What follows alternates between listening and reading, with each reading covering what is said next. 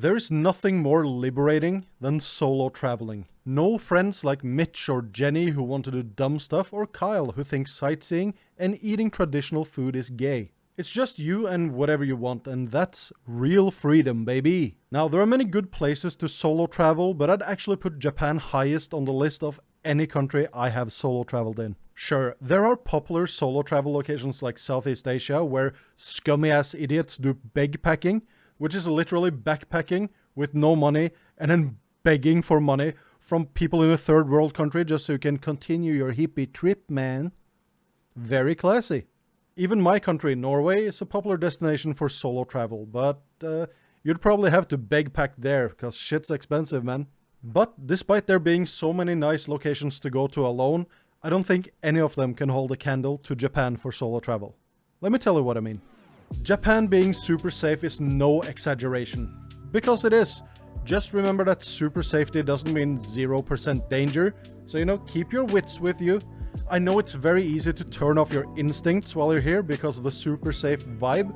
So you kind of go on an autopilot like, oh yeah, nothing wrong is gonna happen to me. But remember, low crime doesn't mean no crime. That being said, safety-wise, Japan beats every other solo travel country. I have never felt unsafe here, although there have been some sketchy areas, but you can just, don't go into the sketchy areas and you'll be good. Don't be a dumbass though. There are a few scams in areas like Kabukicho in Tokyo and south of Namba in Osaka, where touts will lure you into their pub and either drug and rob you or give an insanely inflated price on whatever you ordered. They will literally say, yeah, drink all you want, 1 hour, 1,000 yen, man. And then you drink 3 beers, bill comes, ooh, 50,000 yen. Alright, well, I don't have money to pay. Okay, then we break your legs. So the general rule for Japan is to simply not go into any pub, bar, or club when people on the street working for that place ask you to. Go to places that you want to go. Don't follow the touts, basically. Yeah, just don't. Nothing good ever comes of it. Whether it's a burly Nigerian man or a kawaii Japanese girl in a maid uniform, don't be enticed by either. And or both. For you ladies, I do believe it's safe. The highest risk for you is to be groped by some disgusting idiot in a huge crowd or in a crowded train car. So if you're really worried about it, just avoid, being in the middle of a huge crowd. But alas, I'm not a woman. I am a big, bearded, bald guy. So, ladies, please let me know if you had good or bad experiences. If you ever solo traveled here, let me know in the comments. As for me, I'd rather have you solo travel here than Costa Rica or Yemen. If you really want to have a budget holiday, Japan is pretty good these days. The reason people say that Japan is so expensive is because they're still living in 2005. Especially right now, as the yen to any other currency is absurd, it's never been cheaper to travel around Japan. Being alone on a solo journey will also, let you choose rather inexpensive solutions for breakfast and lunch as well, such as sukiya, kokos, yaoiken, and most fucking burger, since no one is going to complain that you're not using the trip to its full potential. Go to Shake Shack, have a burger, do the Japan squat, have a drink outside a convenience store. It's your holiday after all, not Keith's. Accommodation is also way cheaper since you can thrive in a smaller room or even in a hostel. Now, I'm in my 30s, so staying in a youthful hostel with a bunch of idiots from Portugal blasting 90s techno a la Scooter all night would be worse than literal death. But for those of you who enjoy those things, or, maybe you're a little bit younger, it might give you a social aspect when you need it during your solo travels. Having a lonely night? Oh yeah, well, I'll have a night at a hostel and party with some Armenians. That sounds fun. If you're a daring solo traveler, you could maximize the inexpensiveness of Japan by sleeping in a private room in a manga cafe, or, in one of the PC rooms there. Just remember to bring the hand sanitizer that you have left from the pandemic, as a huge amount of people use those rooms to, how to put this delicately, watch people in their natural state and shoot ropes. Japan is actually built around both solos and groups, and what they offer to solo travelers is amazing. In all of the restaurants and izakayas I've been to, there are single-person seating in the counter section. You've probably seen the TikTok super popular yakiniku barbecue for one place as well, where you can sit and grill your own meat in what is usually like a group thing, completely solo.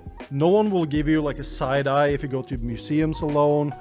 Go to Universal Studios Japan alone. By the way, I shat myself there once at a New Year's party. So if you want to hear that story in a video, slap like and subscribe.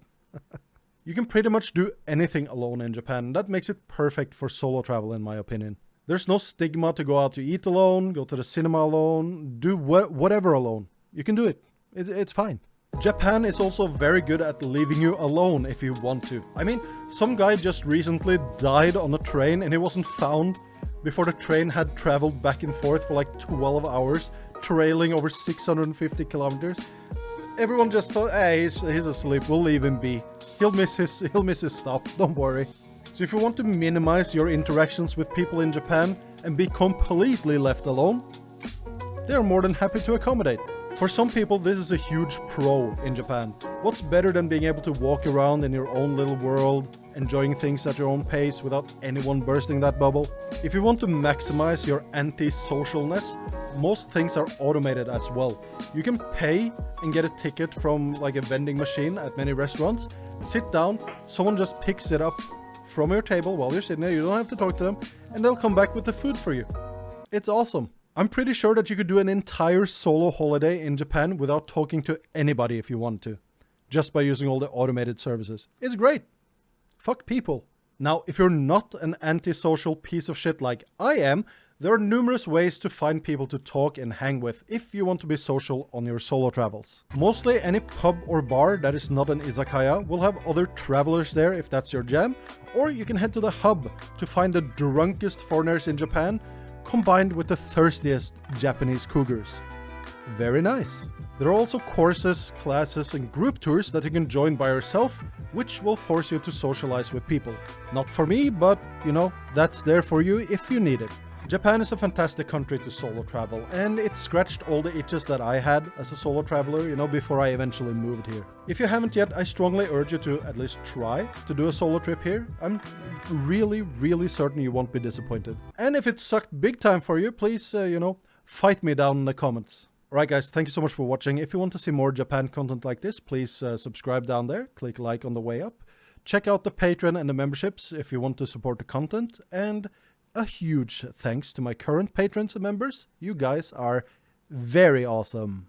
More awesome than the normal people. Alright guys, I'll see you in the next one. Okay, bye.